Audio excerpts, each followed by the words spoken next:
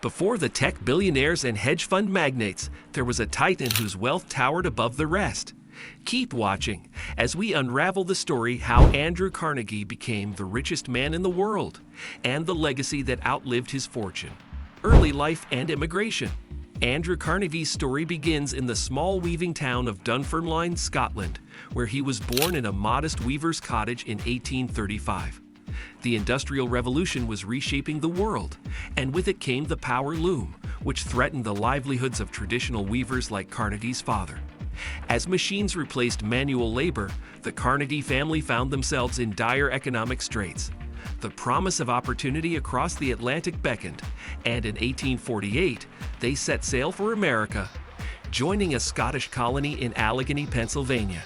The young Carnegie, just 13 years old, wasted no time in contributing to his family's finances.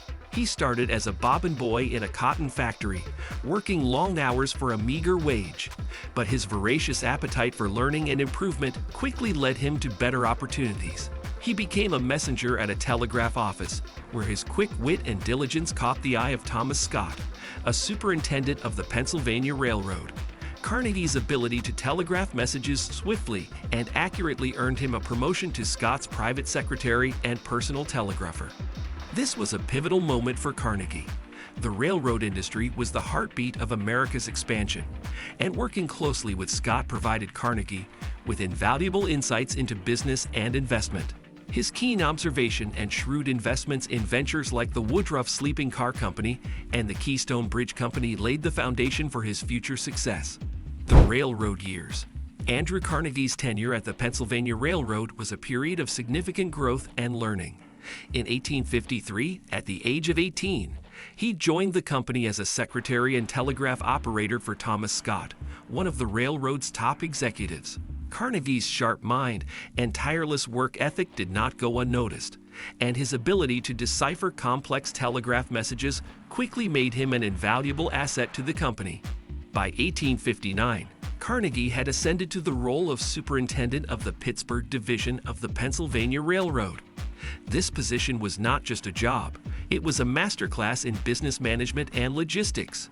He was responsible for the transportation of troops and supplies during the Civil War, which provided him with a deeper understanding of the railroad industry's strategic importance. It was during these railroad years that Carnegie began to dabble in various investments, laying the groundwork for his future empire. He invested in the Woodruff Sleeping Car Company and several ironworks and bridge companies. These investments were not mere financial transactions. They were learning opportunities that allowed Carnegie to understand the intricacies of business operations, management, and the importance of innovation. Carnegie's time with the railroad was more than a job. It was the foundation upon which he would build his future success. The skills he honed and the connections he made during this period were instrumental in his transformation from a diligent employee to a business magnate.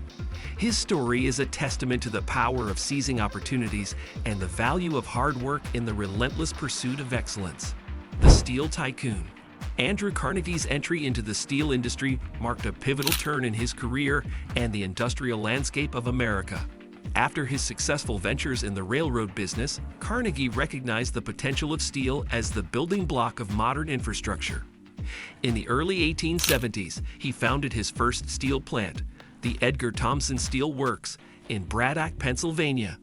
This plant was not just a factory, it was a beacon of innovation that introduced the Bessemer process to America, revolutionizing steel production by making it more efficient and cost-effective.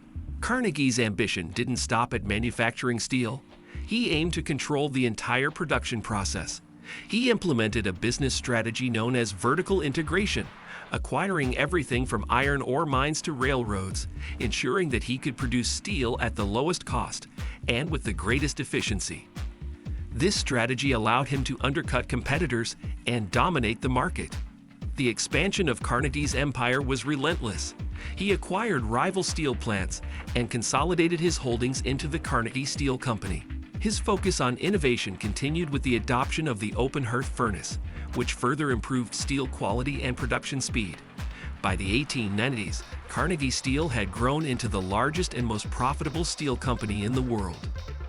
Carnegie's success in the steel industry was not just due to his business acumen, but also his understanding of technological advancements and his ability to apply them effectively.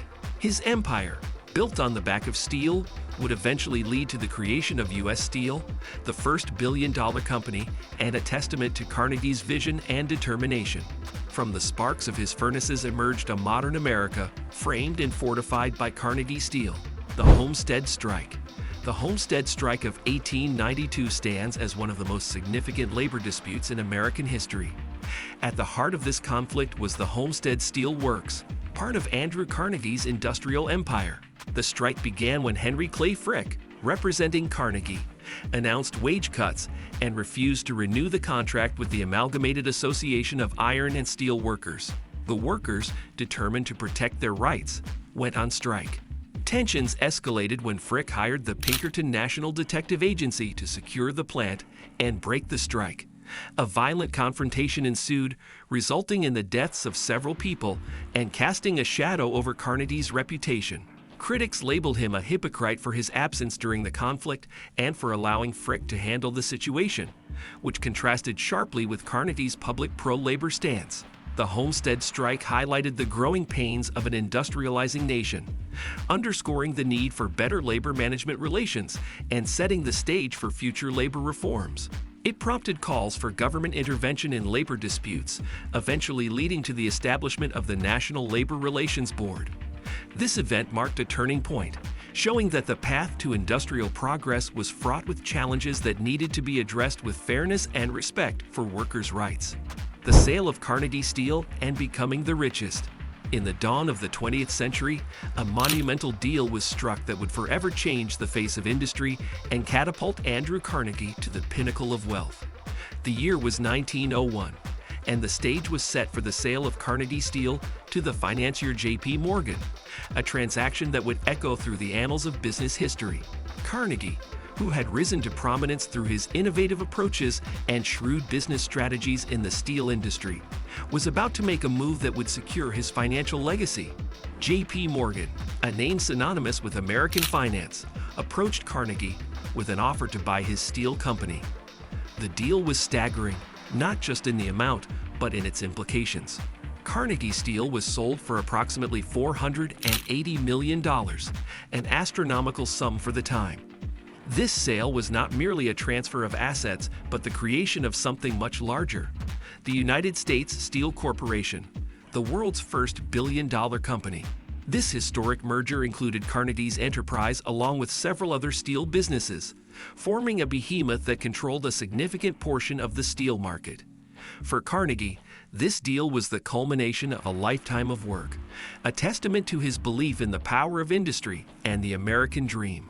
It was this deal that solidified his status as the richest man in the world, a title that spoke of his journey from a Scottish immigrant to an industrial titan. The sale of Carnegie Steel and the birth of U.S. Steel marked a new era, one where the scale of business and personal fortune reached unprecedented heights. Philanthropy and legacy. Andrew Carnegie's wealth was vast, but his legacy is defined not by the money he made, but by the wealth he gave away. Believing that the man who dies rich dies disgraced, Carnegie turned to philanthropy, channeling his fortune into causes that would empower the masses and enrich public life. He established over 2,500 libraries across the English-speaking world, recognizing that access to knowledge was a key to self-improvement and success. Carnegie also founded universities and numerous trusts, including the Carnegie Corporation of New York, to advance education and peace. His endowments have stood the test of time, continuing to support research, learning, and peace initiatives long after his passing. The steel magnate's philanthropic spirit has indeed crafted a legacy more enduring than any metal he ever forged. His vision for a better world, supported by the pillars of knowledge and peace, remains alive in the institutions that bear his name. Carnegie's story is one of rags to riches, of philanthropy, and the indomitable spirit of entrepreneurship. Share your thoughts on his legacy in the comments, and if you enjoyed this journey through history, please like, subscribe, and join us for more inspiring tales.